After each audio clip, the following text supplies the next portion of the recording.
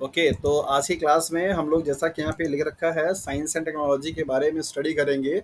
और ये भी आपके जीएस वाले का ही एक सेक्शन है जिसमें कुछ इम्पोर्टेंट जो ऑर्गेनाइजेशंस होती हैं उनका कब इस्टेब्लिशमेंट हुआ है, क्या उनके रूल्स हैं, क्या उनका उनके द्वारा काम गवर्न किया जाता है। कभी कभी आपसे उनका फुल फॉर्म पूछ देता है।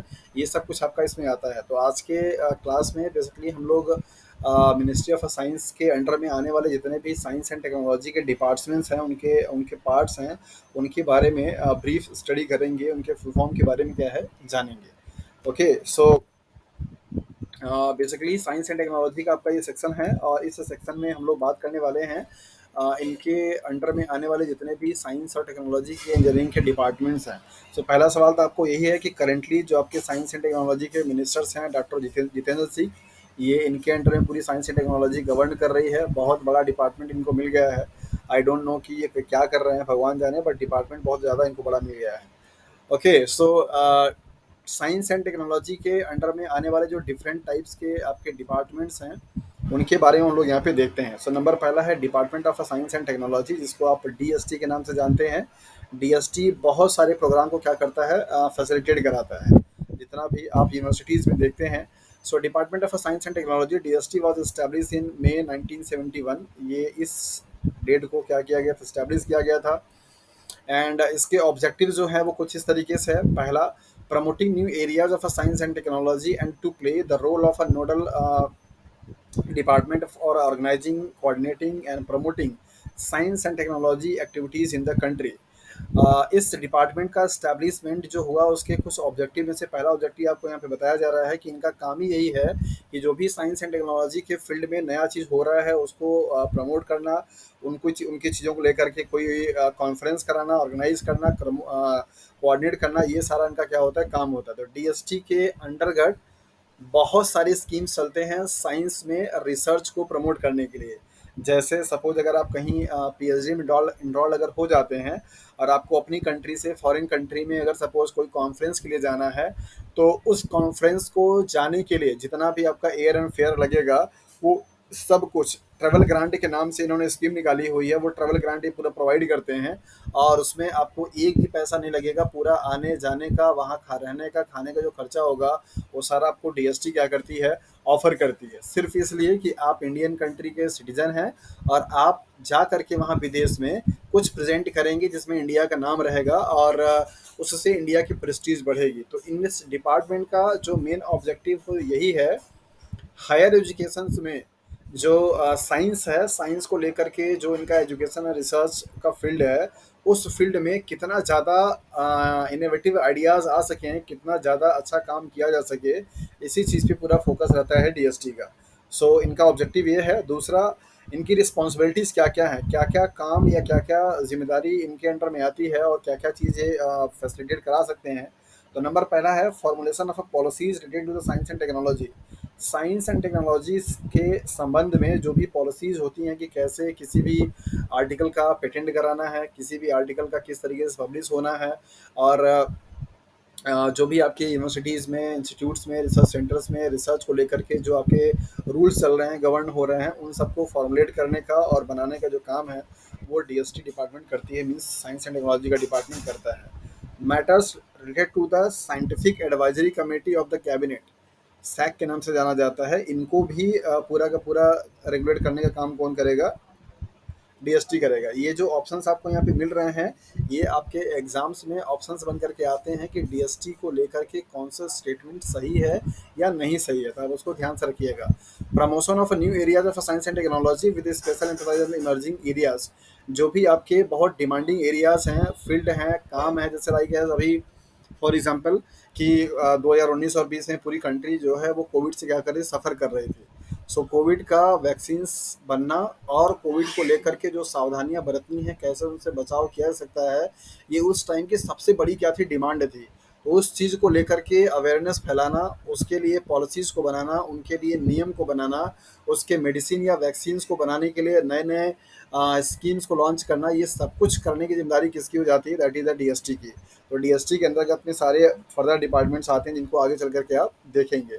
Research and development through its research institutes or laboratories for the developing of indigenous technology concerning biofuels productions, processing standardizations and applications in coordinations with the concerned ministry of department or department. Research and development के field में जो भी आपके अलग अलग research centres हैं, चाहे वो CSIR के फंडेड हों, ICMR के हों, चाहे वो ICR के हों, उन सारे रिसर्च सेंटर्स में के लेबोरेटरीज में जो भी काम चल रहा है जिसकी की बहुत ज़्यादा ज़रूरत है, लाइक जैसे बायोफ्यूल्स के बारे में यहाँ पे दिया गया, बायोफ्यूल्स के प्रोडक्शंस को लेकर के उन इंस्टीट्यूट सेंटर में क्या चीज़ चल रही है, उन टेक्नोलॉजी के बारे में जानना, उनको स्टैंडर्डाइज करना, उनको प्रोसेस करना, ताकि उनको बहुत लार्ज स्केल्स पे पब्लिक को क्या क्या इसके दिया जा सके। Research and development activities to promote utilisation of bio product to development values added chemicals. Chemicals जो भी आपके बन रहे हैं उनको लेकर के कि उनकी किस तरीके से आपको यूज़ करना है, क्या आपको सावधानियाँ बरतनी चाहिए, उनके यूटिलाइजेशंस को प्रमोट करना, उनसे बचने के लिए सारी सारी जो आपके प्रिकॉशंस हो उनको बताना, ये भी आपका एक तरीके से काम DST के अंतर्गत में ही आता है। Coordinations and integrations of areas of a science and technology having cross-sector linkage in which number of institutions and departments have introduced their capabilities।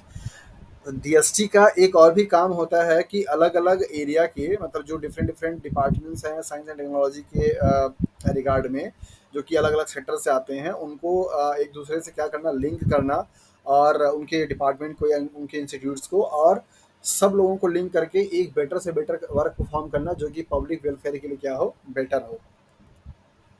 Undertaking or financially sponsoring scientific and technology surveys, research, design and development and which were necessary। जैसे हम सभी लोग for example आप भी कल को जा कर के रिसर्च करेंगे, PhD करेंगे, तो आपके रिसर्च को करने के लिए गवर्नमेंट पैसा क्यों दे रही है? इतना जो फेलोशिप मैंने आपको बताया कि करंटली राइट नाउ अगर कोई स्टूडेंट अगर आप ये फेलोशिप एक्टिवेट कराता है तो उसको 48,000 JRF का फेलोशिप क्या होगा आपको मिलेगा। सोचिए कि एक एक लड़के को 48,000 अगर फेलोशिप सरकार अगर दे रही है, तो ऐसे न जाने कितने स्टूडेंट हर टाइम पे या हर साल इनरोल्ड हो रहे हैं PhD करने के लिए, तो कितना गवर्नमेंट का पैसा जा रहा है, फाइनेंशियल कितना वो सपोर्ट कर रहा है। ऐसा सिर्फ इसलिए इसलिए कि जो आप रिसर्च कर रहे हैं उनकी जो फाइंडिंग्स होंगी वो आने वाले डेज में या करेंट डेज में जो पब्लिक है मीन्स वुमेन वेलफेयर के लिए वो क्या करेगा, काम करेगा। ऐसा प्रमोट करने के लिए उन चीज़ों पे रिसर्च करने के लिए या सर्वे करने के लिए गवर्नमेंट पैसा देती है, जिससे कि जिसका कि आउटकम निकल करके पब्लिक के क्या लिए हो, वेलफेयर में हो, उनको फाइनेंशियली सपोर्ट करने का भी क्या करेगी, वो काम करेगी। जैसे कि मैंने आपको एग्जांपल दिया कि अगर आप कहीं स्कॉलर्स हैं और आप कहीं फॉरेन कंट्री में या अपने इंडिया की कंट्री में ही कहीं आप जा कर के प्रेजेंट करना चाहते हैं, कोई कॉन्फ्रेंस अटेंड करना चाहते हैं, तो उस कॉन्फ्रेंस को जाने के लिए ट्रैवल अलाउंस जो है आपको दिया जाता है। आपको उस ट्रैवल करने के लिए जो भी आपका एयर फेयर का खर्च आएगा, वो सारा खर्च जो है वो DST क्या करता है, ऑफर करता है। Okay, support and grants in aid to the scientific research institution, scientific associations and bodies. बताया मैंने आपको कि सपोर्ट भी देता है, ग्रांट्स भी देगा आपको जाने के लिए। आप अगर कोई लैब इस्टेब्लिश करना सपोज कि अगर आप प्रोफेसर हैं और आप चाहते हैं कि आपकी एक लैब इस्टेब्लिश हो और उस लैब में आप इस चीज़ पे काम करना चाहते हैं, तो आपको एक बहुत अच्छा सा प्रोजेक्ट राइटअप करना पड़ता है और उस प्रोजेक्ट को जो DST की कमेटी, कोर कमेटी होती है, उनके सामने आपको क्या करना पड़ता है, प्रपोजल अपना प्रेजेंट करना पड़ता है। और जैसे कि आप इंक्यूबेशन सेंटर बोलते हैं, और अगर उनको आपका प्रपोजल ठीक समझ में आ जाता है कि अच्छा आपने जो काम किया है या आप जो काम प्रपोज किए हैं करने के लिए, उस काम से क्या आउटकम पॉसिबल निकल सकता है, और अगर वो आउटकम पॉसिबल निकलता है तो उससे पब्लिक को क्या वेलफेयर होगा, अगर ये बात DST के जो कोर कमेटी के मेंबर्स होते हैं अगर उनको समझ में आ जाती है, तो आपका प्रोजेक्ट क्या करते हैं, वो सैंक्शन कर देते हैं। और अगर वो सैंक्शन कर देंगे तो फिर आपको 25 लाख, 30 लाख, 50 लाख, जितना आपने लिख रखा है, करोड़ों का भी प्रोजेक्ट आता है, तो उस प्रोजेक्ट से आपको पैसा मिलेगा और वो पैसा से आप अच्छे अच्छे इंस्ट्रूमेंट खरीद सकते हैं, अच्छे अच्छे आप अपना प्रोजेक्ट कराने के लिए जो भी आपको केमिकल्स की रिक्वायरमेंट है वो आप ले सकते हैं, ताकि अपना रिसर्च करा सकें। मैक्सिमम जितने भी आपके सेंट्रल यूनिवर्सिटीज़ हैं या रिसर्च सेंटर्स हैं, उन सभी में जो आपके साइंटिस्ट या प्रोफेसर्स हैं अपनी लैब को इस्टेब्लिश ऐसे ही करते हैं। वो प्रोजेक्ट लिखेंगे और प्रोजेक्ट को DST के सामने क्या किया जाएगा, प्रेजेंट किया जाता है, और DST के जो मेंबर्स होते हैं अगर उसे पास करते हैं तो फिर वहाँ से पैसा क्या होता है, सैंक्शन हो जाता है, और फिर आप उन पैसे को यूटिलाइज करके इंस्ट्रूमेंट और केमिकल्स जितनी भी आपको रिक्वायरमेंट होती है, ग्लासवेयर, ये सारा सब कुछ क्या करते हैं, परचेज करते हैं और अपनी लैब को इस्टेब्लिश करते हैं। और फिर कोई PhD स्टूडेंट आता है तो आप उसे PhD उसी में कराना शुरू कर देते हैं। सो ये था ब्रीफ आइडिया आपको डीएसटी के बारे में कि डीएसटी क्या है, क्या उसके मेजर काम हैं और क्या उसके ऑब्जेक्टिव हैं। नेक्स्ट आपका जो पार्ट है डीएसटी के अंदर में आने वाला, जिसका कि आप लोग तैयारी करते हैं, council of scientific and industrial research, CSIR के नाम से ये जाना जाता है। और सीएसआईआर बेसिकली इस्टेब्लिश किया गया था government of India in September 1942 as an autonomous body. ये स्वतंत्र बॉडी है, इसके ऊपर किसी का दबाव नहीं होता है। और इनका मेन काम सिर्फ यही होता है कि ऐसा रिसर्च कराना जो कि इंडस्ट्रियल लेवल पे काम हो सके और उस इंडस्ट्रियल लेवल पे उसका क्या हो, प्रोडक्शन हो सके, जिससे कि उसका प्रोडक्शन करके आप अगर उसे पब्लिक वेलफेयर में देते हैं तो उसकी डिमांड भी बढ़ती है, उससे पैसा भी आता है और वो सरकार के खाते में जाता है। तो सीएसआईआर का, that means council of scientific industrial research का मेन गोल यही होता है, रिसर्च कराना और उस रिसर्च से का जो स्केल हो, इंडस्ट्री स्केल पे क्या करना, उसको प्रोडक्शन कराना, यही इनका क्या होता है, मेन गोल होता है।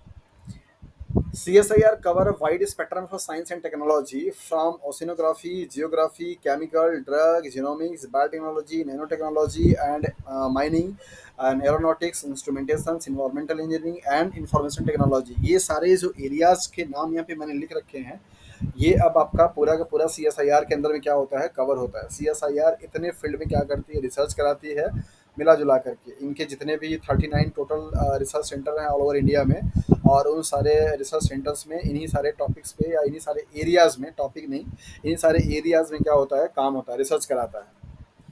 सो CSIR has a dynamic network of 37 national laboratories.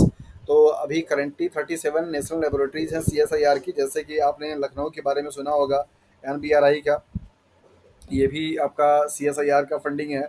और CDRI का नाम आपने सुना होगा, और इसके बाद CMAP का नाम आपने सुना होगा, और इसके बाद आपने MBRI आपको बता दिया। ऐसे इस तरीके से बहुत सारे इंस्टीट्यूट्स हैं जो कि CSIR फंडेड है, और उनके बारे में आप क्या है जानते होंगे। अगर नहीं तो फिर आप CSIR की वेबसाइट पे भी जा कर के बहुत आसानी से उनके लेबोरेटरी का बारे में पूरा रीड कर सकते हैं। अगर आपको दिक्कत होगी तो मैं आपको ऐसा उसको दिखा भी दूंगा। आप बस CSIR गूगल पे डालिए, और जो पहला लिंक खुल करके आएगा उससे देखेंगे तो उनको पूरा डिटेल उनको दे रखा है कि क्या चीज़ पे रिसर्च कराते हैं, कौन कौन सी लेबोरेटरीज़ है। हर लेबोरेटरीज़ का लिंक दे रखा है, जाने के लिए आप क्लिक करेंगे तो उस लेबोरेटरी के पेज पे चले जाएंगे, और किस लेबोरेटरी में किस चीज़ पे काम चल रहा है ये आप यहाँ से देख पाएंगे। और ये बहुत अच्छी चीज़ है। अगर आप लोग, जो लोग यहाँ पे भी क्लास अटेंड कर रहे हैं, अगर आप लोग PhD करने में इंटरेस्टेड हैं तो डेफिनेटली आपको ये काम करना चाहिए। और आपको जानने को मिलेगा कि हाँ, कहाँ पे किस लेबोरेटरी में कौन सा काम हो रहा है। एक थोड़ा सा मैं आप लोगों को यहाँ पे, अच्छा अभी आपको स्क्रीन पे क्या दिखाई दे रहा है?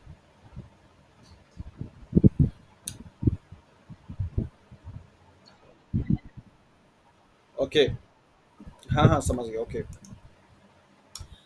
ओके। सो इनका जो CSIR की जो कमेटी है या CSIR की जो स्ट्रक्चर है वो कैसा है, कौन कौन से मेंबर को क्या क्या पावर दिया जाता है या कौन कौन से मेंबर होते हैं, उनको थोड़ा देख लेते हैं। यहाँ पे प्रेसिडेंट जो होंगे वो प्राइम मिनिस्टर होंगे, जो भी कंट्री के, जैसे सपोज लाइक एज इस टाइम पे करंटली नरेंद्र मोदी हैं, तो CSIR के जो प्रेसिडेंट होंगे वो नरेंद्र मोदी होंगे। मतलब जो भी उस टाइम पे प्राइम मिनिस्टर होगा कंट्री का, मतलब इंडिया का, वही CSIR का क्या होगा, प्रेसिडेंट होगा। वाइस प्रेसिडेंट क्या होंगे, minister of science and technology. जैसे इस टाइम पे डॉक्टर जितेंद्र सिंह जी हैं, तो नरेंद्र मोदी जी हो जाएंगे आपके प्रेसिडेंट, और जितेंद्र सिंह जी हो जाएंगे आपके, that is the vice president. तो इस तरीके से आपसे सवाल कभी कभी पूछा जाता है। गवर्निंग बॉडीज में क्या क्या रहेगा, डायरेक्टर जनरल होंगे, is the head of the governing body, and the other ex officio member is finance secretary. Expenditure कितना खर्च हो रहा है ये बताने के लिए। Other member terms and 3 years. इन सब के लिए कार्यकाल जो होगा वो 3 ईयर्स तक के लिए रहता है। और CSIR की जो एडवाइजरी कमेटी होती है, बोर्ड होती है, इसमें 15 मेंबर होते हैं, और कंपोज करते हैं prominent member from the respective fields of science and technology. And its function is to provide science and technology input to the governing body. Member terms of 3 years. जो भी एडवाइजरी कमेटी के जो members होते हैं ये अलग अलग areas के, जैसे कोई बायोटेक्नोलॉजी का हो गया, तो कोई ओशनोग्राफी का हो गया, तो कोई केमिकल टेक्नोलॉजी का हो गया, तो कोई एरोनॉटिक्स का हो गया। इस तरीके से अलग अलग फील्ड के जो एक्सपर्ट होते हैं उनको मिला करके 15 मेंबर्स की कमेटी बनती है, और उनका काम बेसिकली यही होता है कि वो सलाह देते हैं कि इस फील्ड में ये काम अब नया होना चाहिए, इसकी ज़रूरत है, इस चीज़ पे या फोकस करना चाहिए, या इस पे आगे काम हमको करना चाहिए। यही इनका क्या होता है, काम होता है। तो यहाँ पे आपने देख लिया कि प्राइम मिनिस्टर जो होंगे, प्रेसिडेंट होंगे, वाइस प्रेसिडेंट जो होंगे वो साइंस एंड टेक्नोलॉजी के जो मिनिस्टर्स होंगे, गवर्निंग बॉडी में ये आपके रहेंगे डायरेक्टर जनरल रहेंगे, और इसके बाद आपका यहाँ पे फाइनेंस सेक्रेटरी रहेंगे। तो इनके बारे में भी आप जानते रहें। 15 मेंबर की पूरी एडवाइजरी कमेटी होती है, इनका भी कार्यकाल 3 साल का होगा, इनका भी कार्यकाल 3 साल का होगा। ओके, नेक्स्ट है आपका जो डीएसटी होता है, डीएसटी के ही ये सब अंडर में आते हैं। इंस्पायर ये फेलोशिप के नाम से ज़्यादा फेमस है, और इसकी वेबसाइट को मैं चाहूँगा कि आप सब लोग इसको विजिट करें, क्योंकि यहाँ पे इंस्पायर की वेबसाइट पे आपको देखने को मिलेगा कि यहाँ पे हर लेवल पे फेलोशिप होती है। मतलब 10 से 15 साल से बच्चे से लेकर के हायर एजुकेशन मतलब पीएचडी पोस्ट डॉक करने वाले भी कैंडिडेट्स के लिए क्या है, यहाँ पे फेलोशिप की स्कीम होती है। आप उसको जब पढ़ेंगे, अभी तो फिलहाल पॉसिबल नहीं है, अदरवाइज मैं आपको वहाँ पे नेट पे करके दिखा देता, क्योंकि स्लाइड शेयर हो रखी है। आप खुद से भी चाहेंगे तो कर सकते हैं आसानी से, कोई ऐसा दिक्कत नहीं आएगा। आपको सिर्फ और सिर्फ इंस्पायर डालना है, और इंस्पायर डाल करके आप गूगल पे सर्च कीजिए, और इनका जो पेज खुल करके आता है उस पेज को आप विजिट कीजिए। और ये काम आप जरूर कीजिए, क्योंकि ऐसा आप करेंगे तो आपको पता चलेगा कि आपके कंडीशंस के अकॉर्डिंग, जैसे लाइक आप यूजी पीजी जो भी कुछ किए हुए हैं या जो भी कुछ कर रहे हैं, और आपकी जो कंडीशंस है, आपकी जो फील्ड है, उन फील्ड में भी फेलोशिप ये देता है। ये मतलब इंस्पायर्ड का ये मेन मोटिव होता है कि वो जितने भी टैलेंटेड बच्चे होते हैं, टैलेंट की सर्च करने के लिए इंस्पायर सिस्टम को बनाया गया है। इनका मेन मोटिव यही होता है कि ये जितने भी अपने फील्ड के साइंस एंड टेक्नोलॉजी के जो अलग अलग डिपार्टमेंट्स हैं या अलग अलग जो फील्ड्स हैं, उन फील्ड में जो भी बच्चे एक्स्ट्रा ऑर्डिनरी हैं, जो अच्छा काम करना चाहते हैं और उनकी एकेडमिक परफॉर्मेंस ठीक है, उन सारे बच्चों को ये प्रमोट करते हैं। ये एक तरीके से उनको चांस देते हैं, मौका देते हैं फाइनेंशियल सपोर्ट करके, कि आपको अगर आपके अंदर में टैलेंट अगर है तो आपको ये मौका दिया जा रहा है, आप इस पे काम कीजिए और इसके लिए हम फंड आपको करेंगे। तो मैं ये रिकमेंड करूँगा आप सभी लोगों को कि इंस्पायर वाली साइट को आप एक बार ज़रूर विजिट कीजिए। और जैसे आप इनका वेब पेज खोलेंगे तो आपको लेफ्ट कॉर्नर पे पूरा फेलोशिप की ऐसी लिस्ट दिखेगी। Fellowship for school student, fellowship for graduate student, for MSc student मतलब master student, for PhD scholars, for postdoc scholar, ये सबको आपको लाइन बाय लाइन दिखेगा। तो सपोज जैसे भी आप लोग मास्टर डिग्री होल्डर हैं या अभी आप पीएचडी करने वाले हैं, तो आप इन दोनों में से कोई को भी सर्च कर सकते हैं, और अगर आपको कुछ लगता है तो आप उसके लिए अप्लाई भी ज़रूर करें। यहाँ पे दे रखा है the main feature of inspired is to, exam में आपके पॉसिबिलिटी ये भी बनती है कि इसका फुल फॉर्म ही आपसे पूछ दिया जाए इंस्पायर का। So innovation in science pursued for the inspired research, इसका फुल फॉर्म है। और the main feature of INSPIRE is to attract the talent in the field of a science. जैसा कि मैं आपको बता रहा था कि इनका मेन काम ही सिर्फ यही है कि ये टैलेंटेड जो बच्चे होते हैं, मतलब कि सिर्फ उस बेस पे नहीं कि आपका मतलब एकेडमिक स्कोर बहुत अच्छा है, आपके अंदर में इंटेलेक्चुअल होनी चाहिए, आपका टैलेंट दिखना चाहिए। अगर आप टैलेंटेड हैं तो उन्हीं बच्चों की तलाश करता है ये इंस्पायर जो सिस्टम है, ऑर्गेनाइजेशन है, इनका मेन काम वही होता है। 10,000 scholarships every year are being offered for the undertaking bachelor and master's level educations। हाँ, मतलब हर साल ये 10,000 स्कॉलरशिप का पूरा प्रोविजन करते हैं, जो बच्चे यूजी एंड पीजी कर रहे हैं अपने अपने सब्जेक्ट में या अपने अपने डिपार्टमेंट्स में। नॉर्मली जैसे अगर आप यूनिवर्सिटी लेवल पे अगर आपने पढ़ाई किया हुआ है, तो हर मतलब यूनिवर्सिटी का हर डिपार्टमेंट से मास्टर डिग्री और यूजी डिग्री मतलब कि अंडर ग्रेजुएट वाले फाइनल ईयर में जो बच्चे टॉपर होते हैं, टॉप करते हैं अपनी यूनिवर्सिटी को, अपने डिपार्टमेंट को, उनको इंस्पायर्ड फेलोशिप दिया जाता है। जैसे सपोज कि आप एमएससी माइक्रोबायोलॉजी से कर रहे हैं और आपका जो डिपार्टमेंट है आपके उस यूनिवर्सिटी में, उस वहाँ पे अगर आपने पूरा सबसे हाईएस्ट नंबर स्कोर अगर आपने किया हुआ है, मतलब टॉप अगर अगर आपने आप गोल्ड मेडलिस्ट हैं कह सकते हैं, तो आपको इंस्पायर्ड फेलोशिप क्या होती है, मिलती है। तो इंस्पायर फेलोशिप के बारे में आपको जानना है तो आप इसके वेबसाइट पे जाइए, आपको बहुत अच्छे से वहाँ से आइडिया मिल जाएगा। ये इंस्पायर के 3 कंपोनेंट्स हैं और इन तीनों कंपोनेंट्स का अलग-अलग अपना रोल होता है, और हम आपको यहाँ पे सिर्फ इसका फुल फॉर्म बता रहे हैं कि इनको आपको क्या करना है। जैसे assured opportunity for research career, जो भी स्टूडेंट पीएचडी में इनरोल्ड होता है और उस पीएचडी के दौरान उनको ये अपॉर्चुनिटी मिलती है, एओआरसी के नाम से जाना जाता है। आप अगर चाहें तो इस अपॉर्चुनिटी को ग्रैब कर सकते हैं और इसके अकॉर्डिंग मतलब इनके अगर आप इसमें हो जाते हैं तो फिर आपको यहाँ पे फेलोशिप भी मिलती है। और scheme for early attractions of a talent, ये जो बच्चे छोटे वाले बच्चे होते हैं, स्कूल वाले बच्चे होते हैं, जैसे 11 12 9 10 ये वाले बच्चे होते हैं, उनको अट्रैक्ट करने के लिए है कि अगर आप अगर मतलब इस स्कीम के तहत पे जो बच्चे 9, 10th, 11th, 12th के स्टैंडर्ड पे हैं, और अगर वो टॉपर हैं अपने स्कूल के, टैलेंटेड हैं, तो उनके लिए स्कीम होती है, उनको भी फेलोशिप यहाँ से दिया जाता है। स्कॉलरशिप फॉर हायर एजुकेशन, जैसे आप पीएचडी में हैं, एमएससी में हैं, इन सब के लिए, जैसा भी मैं आपको बता रहा था कि अगर आप यूजी और पीजी कर रहे हैं, और अगर आप स्कूल या कॉलेज, सॉरी कॉलेज के अपने यूनिवर्सिटी के अपने टॉपर हैं, तो आपको इंस्पायर फेलोशिप क्या है ऑफर की जाती है। तो ये इनके तीन पार्ट्स हैं जो कि जिसके बारे में बताया। आपको फुल फॉर्म पूछा जाता है, दैट इज वाई यहाँ पे ब्रैकेट में उनके शॉर्ट फॉर्म भी लिख रखे हैं। एस एस सी का क्या फुल फॉर्म है, scholarship for higher education. SEATS का क्या फुल फॉर्म है, scheme for early attraction talent, attraction of a talent. और ए ओ आर सी का फुल फॉर्म है, assured opportunity for research career. तो इन फुल फॉर्म को भी जरा आप देखते रहिए। नेक्स्ट है defence research and development organisation, जिसको आप डीआरडीओ के नाम से जानते हैं। अभी हाल ही में चर्चा में रहा, चंद्रयान 3 लॉन्च किया गया, और आज की बड़ी अच्छी खबर है कि वहाँ पे अभी फाइनली अभी चंद्रयान 3 जो है वो चंद्रमा के जो कच्छ ऑर्बिट है उसमें एंटर कर गया है। अभी इवनिंग का जब मैं आपको क्लास लेने से पहले मैं न्यूज़ देख रहा था, तो वहाँ पे यही न्यूज़ चल रहा था कि हाँ अभी जो चंद्रयान आपका मतलब वो है, वो वहाँ पे चंद्रमा के ऑर्बिट में जो है वो एंट्री कर चुका है। तो एक तरीके से कह सकते हैं कि आपकी जो इसरो ने जो आपका छोड़ा हुआ था वो सक्सेसफुल रहा।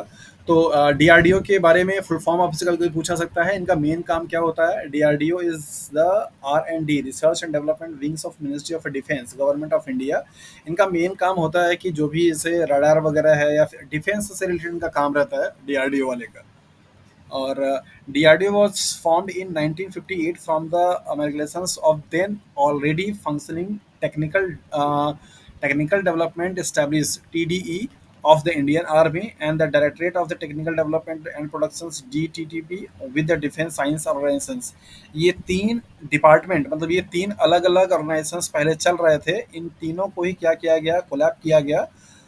इसका वर्ड होता है मिलना, अमलगेशंस का। इन तीनों को मिला करके एक डिपार्टमेंट बनाया गया जिसका नाम रखा गया DRDO, defence research and development और डेवलपमेंट ऑर्गेनाइजेशन। तो इससे पहले डीआरडीओ के बनने से पहले ये तीन अलग अलग आपके डिपार्टमेंट थे स्टैब्लिश, जो कि अलग अलग तरीके से काम कर रहे थे। जैसे फॉर एग्जांपल अभी हाल में ही यूपी के जितने भी एजुकेशन वाले डिपार्टमेंट थे उन सबको क्या किया गया है, एक तरीके से मर्ज किया गया, और मर्ज करके सिर्फ अब एक डिपार्टमेंट बनाया जा रहा है। ऐसे ही यहाँ पे भी आप समझ सकते हैं कि जो डीआरडीओ है वो डीआरडीओ की जो ओरिजिन हुई, मतलब जो फॉर्मेशन हुआ, वो तीन ऑलरेडी पहले से ही काम करने वाले ऑर्गेनाइजेशंस के मर्जिंग करने से हुआ है। Indian council of agriculture research, अभी जस्ट आप लोगों ने एग्जाम इसका दिया था ICAR-ARS नेट का, जिसको कि आप लोग नेट के सर्टिफिकेट के नाम से भी जानते हैं। ये Indian council of agriculture research है, आपके ऑल ओवर इंडिया में, आपके बनारस में जहाँ से मैं अभी आपको पढ़ा रहा हूँ, यहाँ पे ICAR की 4 लेबोरेटरीज हैं, है ना। तो ये इनका पूरे ऑल ओवर इंडिया में बहुत अच्छा अच्छा लेबोरेटरीज होता है एग्रीकल्चर डिपार्टमेंट, मतलब एग्रीकल्चर के फील्ड से, लाइक इनका सीड का होगा, फ्रूट का होगा, वेजिटेबल का होगा, राइस का होगा, वीट का होगा, सैनिटी का होगा, इस तरीके से पूरा इनका क्या होता है। हेलो, हेलो, हाँ हाँ,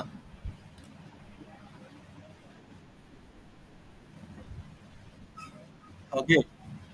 सो ICAR भी आपका इंडियन गवर्नमेंट द्वारा गवर्न किए जाने वाला एक रिसर्च फंडिंग एजेंसी है। आवाज मेरी जा रही है? अच्छा, हाँ हाँ, बताइए, क्या आवाज मेरी मुझे सुनाई नहीं दे रहा, बोलिए।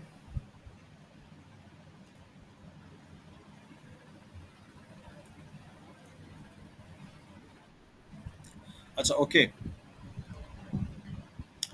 नाउ नेक्स्ट अभी फटाफट हम लोग सिर्फ सारा सबका फुल फॉर्म देखेंगे, सबके बारे में थोड़ा थोड़ा आइडिया लगेंगे कि क्या है। जैसा कि मैंने आपको बताया कि Indian council of agriculture research, ये भी आपके इंडियन गवर्नमेंट के द्वारा एक फंडिंग एजेंसी है, और जो कि रिसर्च कराती है एग्रीकल्चर के फील्ड में। बहुत सारे इनके इंस्टीट्यूट्स हैं। आप ICAR के सिर्फ अगर इंस्टीट्यूट का लिस्ट देखना चाहते हैं तो आप इनके वेबसाइट पे जाइए, और आपको लेफ्ट कॉर्नर में इनके पूरे ऑर्गेनाइजेशंस के बारे में आपको डिटेल मिल जाएगी। कई सारे आपको यहाँ पे, जैसे सपोज जहाँ मैं हूँ इस टाइम बनारस में, यहाँ पे सीड का रिसर्च सेंटर है, और इनका फ्रूट का मतलब वेजिटेबल का रिसर्च सेंटर है, राइस का रिसर्च सेंटर है। ऐसे ही बहुत जगह पे मतलब ऑल ओवर इंडिया में अलग-अलग आपके आईसीआर की क्या है लैबोरेटरीज़ हैं, इनका मेन जो पर्पज़ होता है काम, वो होता है एग्रीकल्चर ओरिएंटेड, मतलब ये हमेशा ऐसे चीज़ पे काम करते हैं जिससे कि एग्रीकल्चर फील्ड में क्या हो सके, बूम हो सके, मतलब एग्रीकल्चर फील्ड में बढ़ावा किया जा सके और प्रोडक्शंस पे ज़्यादा इनका ख्याल रहता है, जिससे कि जो बढ़ती पॉपुलेशंस की डिमांड है, जैसा कि हम सभी लोग जानते हैं कि पॉपुलेशंस डे बाय डे बढ़ रही है और क्रॉपिंग लैंडिंग एरिया क्या हो रहा है, घट रहा है, मीन्स श्रिंक हो रहा है। तो उस बढ़ते हुए पॉपुलेशंस की जो फूड की डिमांड है उसको कैसे पूरा किया जाए, इस चीज़ का मेन ऑब्जेक्टिव रहता है आईसीआर की लेबोरेटरीज़ का। जो भी परेशानियाँ आ रही हैं एग्रीकल्चर में करने में, जिससे की वजह से प्रोडक्शंस कम हो रहा है, लाइक एज जो फैक्टर्स हैं, जैसे कुछ अबायोटिक फैक्टर्स हैं, लाइक एज सैलिनिटी है, ड्रॉट है, हैवी मेटल की टॉक्सिसिटी है, ये बहुत सारे ऐसे रीज़न हैं जिनकी वजह से आपका जो प्रोडक्शंस होता है क्रॉप का, वो क्या हो रहा है, कम हो रहा है। और उन प्रोडक्शंस के कम होने की वजह से क्राइसिस हो रही है फूड की, तो फूड की डिमांड बढ़ रही है। तो उस चीज़ को फोकस करके मेन ऑब्जेक्टिव इनका यही होता है कि किस तरीके से साइंटिफिक इनपुट दिया जाए और फार्मर्स को समझाया जाए, बताया जाए। ये बहुत ऐसे रूरल एरियाज़ में ऐसे कैंप भी लगाता है, जैसे आईसीआर की जो लेबोरेटरीज़ होती हैं, वहाँ पे जो साइंटिस्ट लोग काम करते हैं, वो लोग प्रोजेक्ट चलाते हैं और जा कर के ग्रामीण क्षेत्र में जहाँ पे ऐसे कम्युनिकेशंस का माध्यम नहीं है, कोई साइंटिफिक पर्सन नहीं है वहाँ पे, जा कर के ये कैंप लगा कर के बताते हैं कि आप मिट्टी के क्षमता को या मिट्टी की उर्वरा शक्ति को कैसे आप बढ़ा सकते हैं, क्या आपको करना चाहिए, क्या आपको नहीं करना चाहिए। फसल कैसे, जैसे गाँव में क्या होता है कि एक ही फसल पूरा बराबर हमेशा बोते रहते हैं, जिसमें धान लग रहा है उसमें धान लगेगा, इसमें गेहूँ लग रहा है उसमें गेहूँ लगेगा। तो वो सब सारी चीज़ें वो बता कर के आते हैं कि आपको रोटेशन कराते रहना चाहिए, कभी दलहनी कभी तिलहनी फसल लगानी चाहिए। ये सारा काम इनका किसका होता है, आईसीआर वालों का होता है। बड़ा ही अच्छा काम है और इनकी अगर आप एनुअल रिपोर्ट पढ़ेंगे तो आपको मालूम चलेगा कि ये पूरे साल भर में कितना अच्छा-अच्छा काम करते हैं। हेलो? हाँ। हाँ, हाँ, सुन रहा हूँ, बताइए।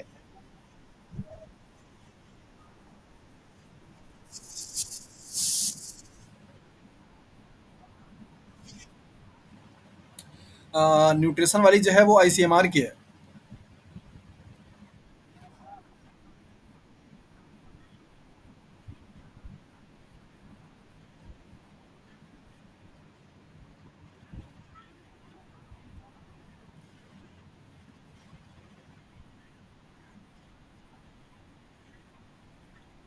एक्चुअली उसके पीछे का रीज़न ये है ना कि आईसीएमआर बेसिकली उन चीज़ों पे फोकस करती है जो कि आपके हेल्थ के कंसर्न में है। और आपके इंडिया में ही नहीं, ऑल ओवर वर्ल्ड में माल न्यूट्रिशन से बहुत ज़्यादा डेथ होती है और बहुत ज़्यादा पॉपुलेशन सफ़र करती है माल न्यूट्रिशन से। तो वहाँ उस इंस्टीट्यूट्स पे इस चीज़ पे काम होता है कि कैसे न्यूट्रिशंस के जो प्रॉब्लम्स हैं उनको सॉर्ट आउट किया जाए और उनको किस चीज़ से अबंडेंट कराया जा सकता है। दैट इज़ वाई उसको आईसीएमआर की कैटेगरी में रखा गया है। आईसीआर का पूरा काम होता है कि जो क्रॉप है, मतलब जो आपकी वेजिटेबल्स हैं, फ्रूट्स हैं, हाँ, उनको उनकी क्वालिटी को बढ़ाना। और जबकि आईसीएमआर का काम होता है, वो सारा काम करता है बेसिकली ह्यूमन के पर्सपेक्टिव में। कोई भी चीज़ हो, जैसे अगर पौधे में कोई बीमारी लग रही है तो उसका भी इम्पैक्ट किस पे पड़ेगा, ह्यूमन पे पड़ेगा। बैक्टीरिया है, वायरस है, अगर उन पे भी कोई प्रॉब्लम हो रही है तो उनका इम्पैक्ट किस पे पड़ेगा, ह्यूमन पे पड़ेगा। तो ये सारे जो पॉजिटिव फैक्टर है, मतलब जिससे कि ह्यूमन बींग्स का इंटरेक्शंस है, उन सभी फैक्टर्स को ध्यान में रखने के लिए और उनसे ह्यूमन बींग्स को बचाने के लिए, बेस्ट अपने आप को परफॉर्म करने के लिए जो काम करेगा वो करता है आपका आईसीएमआर। दोनों का ही जो काम है वो बेसिकली ह्यूमन वेलफेयर के लिए करना है, लेकिन उनके साइट्स अलग-अलग हैं। आईसीआर का काम है प्लांट से रिलेटेड चीज़ों करना और आईसीएमआर का काम है ह्यूमन बींग्स को बचा करके उसको सुरक्षित रखने के लिए सारी चीज़ों को करना।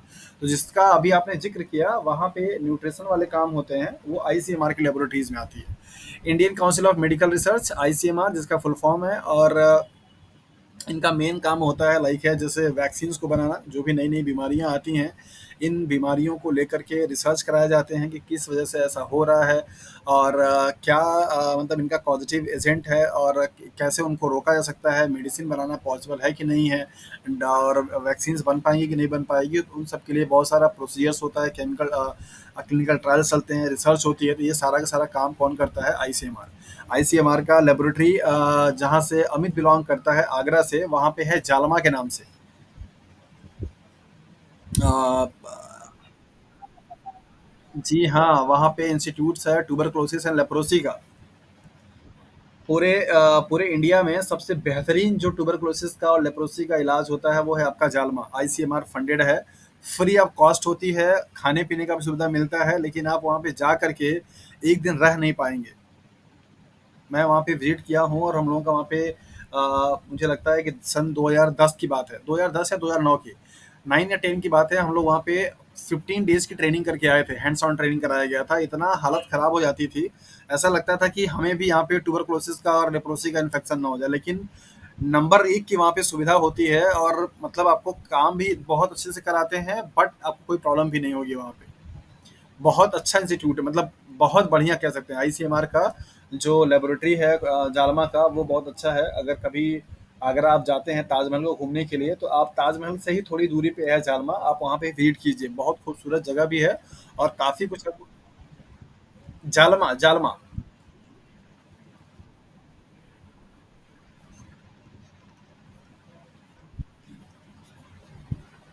हाँ, ये है इंस्टीट्यूट। और यहाँ पे ट्यूबरक्लोसिस के लिए और लेप्रोसी के लिए काम करते हैं, मतलब ये इनका इंस्टीट्यूट है। मतलब पूरा का पूरा रिसर्च जो वहाँ पे होता है, जितनी भी पीएचडी हो रही है, जितने भी साइंटिस्ट हैं, सब के सब सिर्फ ट्यूबरक्लोसिस पे, मतलब टीबी पे और लेप्रोसी पे, माइकोबैक्टीरियम ट्यूबरक्लोसिस, माइकोबैक्टीरियम ट्यूबरक्लोसिस है, माइकोबैक्टीरियम लेप्रोसी, इन्हीं पे दोनों पे क्या होता है, काम होता है मेनली।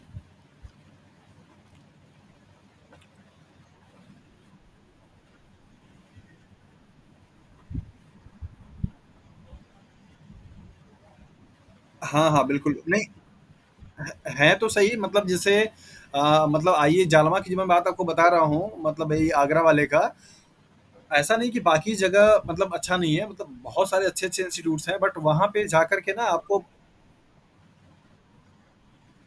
क्या क्या हो गया?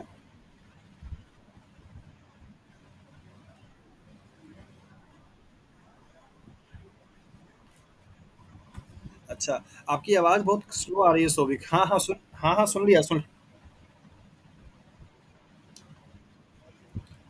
अच्छा, ओके। नेक्स्ट है आपका यूजीसी। और अभी आपको पता होना चाहिए कि यूजीसी के चेयरमैन कौन है।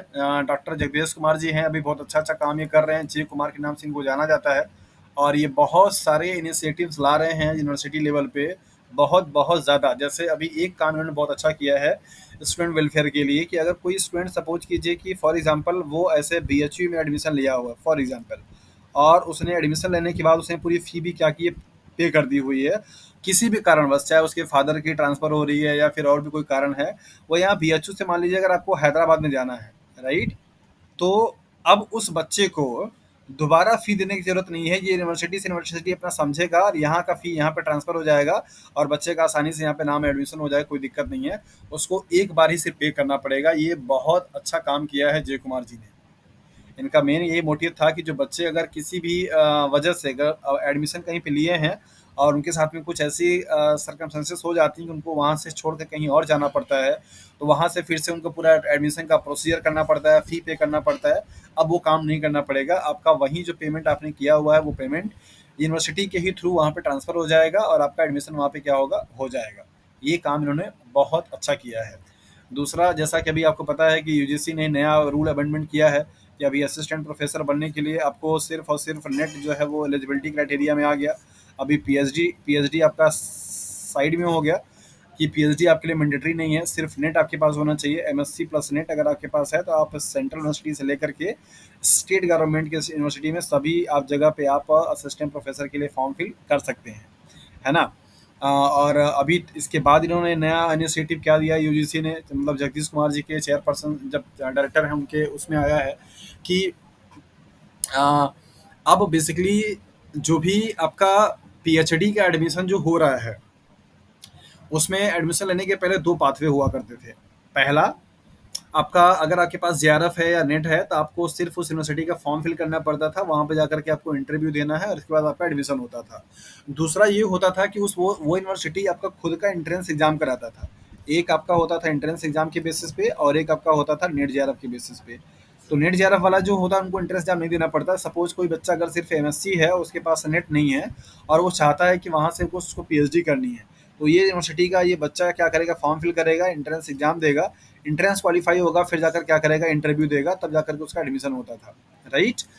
तो ऐसे लेवल पे होता क्या था, यहाँ पे थोड़ी सी प्रॉब्लम ये हो जाती थी कि सपोज कीजिए ये बच्चा जाकर किसी प्रोफेसर से पहले ही क्या किया है, बात कर लिया है कि सर हमें आपके अंडर में एडमिशन लेना है, और आप मतलब अगर वो प्रोफेसर अगर रेडी हो गया है तो ये बच्चे को हेल्प मिल जाती थी, और ये जो एंट्रेंस एग्जाम अगर वो क्वालिफाई कर लिया तो उसको प्रॉब्लम मतलब इंटरव्यू का जो प्रॉब्लम था वो इंटरव्यू की प्रॉब्लम सॉल्व सॉर्ट हो जाती थी।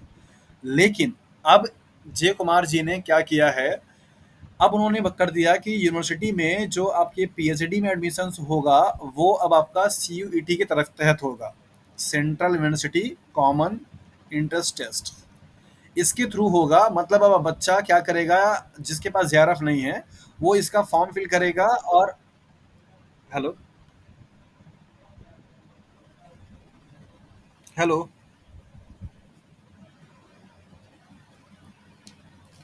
ओके, हाँ, अभी अभी तो ये रूल्स मतलब आए हैं, ये जो नया, हाँ, अभी सितंबर वाला जो सेशन लगेगा ना, एक्चुअली पीएचडी के लिए दो सेशन चलता है, मार्च से सितंबर। तो वो वाले सेशन में शायद माइट भी पॉसिबल कि वो एग्जीक्यूट कर पाएँ, बट अभी इन्होंने रूल ऐसा बना दिया है। और बाकी तीसरा जो रूल्स अभी तीसरा जो अनाउंसमेंट था मैंने बताया ही आपको कि जितने भी यूजीसी या सीएसआईआर या डीबीटी फंडेड जितने भी जेआरएफ फेलोशिप थी वो फेलोशिप पूरी हाइक की गई। तो ये कुछ इनके अच्छे अच्छे स्टेप्स थे। यूजीसी बेसिकली एक ऐसी बॉडी है जो कि जितने भी ऑल ओवर इंडिया में जो भी यूनिवर्सिटीज़ हैं, स्टेट गवर्नमेंट की या सेंट्रल गवर्नमेंट की, उनमें जो भी पाठ्यक्रम चलता है या जो भी रूल्स चलते हैं वो सबका सब रूल का फ्रेमवर्क कौन करता है, आपका यूजीसी करती है। उन्हीं के थ्रू ही क्या है पूरा पूरा काम करता है। जैसे फॉर एग्जांपल शॉर्ट में समझे, आरबीआई क्या करती है, पूरा रूल गवर्न देती है करती है जिससे कि सारे जो बैंक्स होते हैं उनको फॉलो करते हैं। वैसे ही यूजीसी तरीके का आरबीआई है। यूजीसी जो रूल बनाएगी और जो कहेगी वही सारे यूनिवर्सिटीज़ को फॉलो करना होता है। उसी के अकॉर्डिंग सारा एकेडमिक जो है काम चलता रहता है। अगला है इंडियन इंस्टीट्यूट ऑफ साइंस। हाँ, अभी नाम के चेंज होने पे प्रोविजन चल रहा है, बट अभी ऐसा कुछ बात हुआ नहीं है। अब अगर चेंज होगा तो देखा जाएगा। वैसे यूजीसी ठीक लगता है सुनने में, बट पता नहीं क्यों लोग नाम चेंज कर रहे हैं। आइसर जैसे अभी कुछ कुछ कुछ जगह पे आपने नाम सुना होगा, आइसर भोपाल का अगर आपने नाम सुना हो, बहुत अच्छा इंस्टीट्यूट है। है ना? आइसर कोलकाता है। हाँ, बिल्कुल, ये सारे बहुत अच्छे-अच्छे, मतलब आप ये समझिए कि ये इंडिया के टॉप क्लास में आने वाले जो इंस्टीट्यूट्स होते हैं वो हैं। अगर आप इन सब जगहों से अगर आप सचमुच में रिसर्च करना चाहते हैं, मतलब अगर आपका पीएचडी का जो मोटो है आपको रिसर्च में सिर्फ जाना है, टीचिंग में नहीं जाना है, तो आपको सीएसआईआर के लैबोरेटरीज़ में, आइसर में, नाइसर में, इन सब में जाकर के पीएचडी करनी चाहिए। ज़बरदस्त आपको एकदम माहौल मिलेगा और वहाँ सिर्फ रिसर्च वाला ही काम होता है, वहाँ टीचिंग वीचिंग का काम नहीं होता है। So Indian institute of science education and research, Eicher का फुल फॉर्म है। और ये आइसर के अलग अलग ब्रांचेज हैं, कोलकाता है, भुवनेश्वर है, भोपाल है, बहुत जगह पे ऐसे हैं। ऐसे ही सिमिलरली आपका नाइसर होता है जिसको कि national institute of science education research बोलते हैं। इनके भी इंस्टीट्यूट्स होते हैं बहुत अच्छे अच्छे। जैसे एनसीईआरटी एक तरीके का आप समझिए शॉर्ट फॉर्म है, तो वो ऐसे ही काम करती है जिस तरीके से ये काम करता है। एनसीईआरटी भी आपका ऐसे ही है जो कि नेशनल लेवल पे साइंस एजुकेशन और रिसर्च का पूरा काम करती है। उनका रिसर्च होता है, पब्लिकेशंस देते हैं और पेपर को पब्लिश करते हैं और उनकी बुक बनती है। तो नाइसर और आइसर या सीएसआईआर या आईसीएमआर, ये सब बहुत अच्छे अच्छे क्या हैं, इंस्टीट्यूट्स हैं आपके जो कि science DST, the department of science and technology के अंडर में आते हैं। National institute of technology means NIT, जो कि बहुत सारे ऐसे बीटेक एमटेक प्रोग्राम कराने वाले कॉलेजेस आपने नाम सुन रखे होंगे। IITs, Indian institute of technology जो कि आईआईटी मतलब बीटेक और एमटेक कराती है। अभी बहुत ज़्यादा नंबर ऑफ आईआईटीज हो चुके हैं आपके इंडिया में।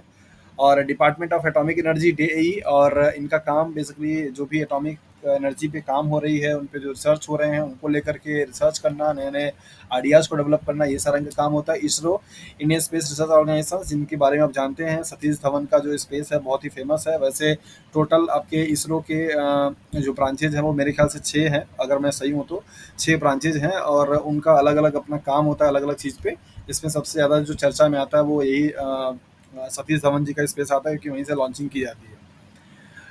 डिपार्टमेंट ऑफ बायोटेक्नोलॉजी, इसके बारे में अलग से आपको डिटेल में थोड़ा पढ़ाएंगे, जिसमें कि बहुत सारा आपको बायोटेक्नोलॉजी का वो भी है, क्योंकि अभी आप लोग बायोटेक्नोलॉजी और उसके लिए तैयारी करेंगे।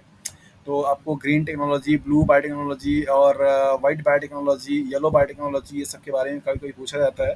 तो डीबीटी जो है वो भी आपका डीएसटी के अंडर में ही आता है, डिपार्टमेंट ऑफ बायोटेक्नोलॉजी। ये पूरा का पूरा बायोटेक्नोलॉजी का सेक्टर ये देखते हैं, इनका काम यही होता है, इनकी खुद की लेबोरेटरीज होती हैं डीबीटी की।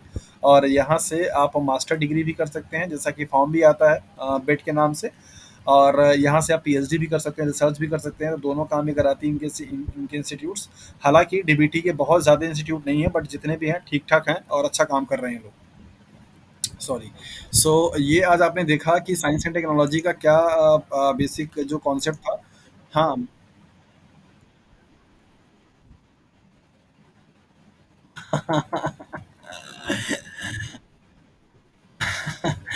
अच्छा, अभी science and technology class continue चलेगी चलेगी सोविक। और एक दिन में सारे टॉपिक्स को कवर कर पाना पॉसिबल नहीं होता। और अच्छा लगा कि आप बड़े ध्यान से देख रहे हैं।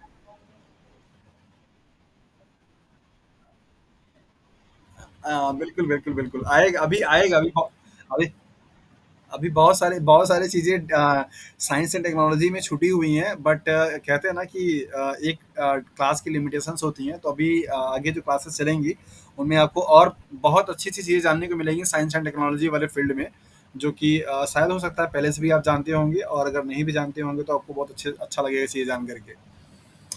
ओके। एक सवाल आप सभी लोगों से है, जो कि नॉर्मली मैं जनरली ऐसे कर देता हूँ।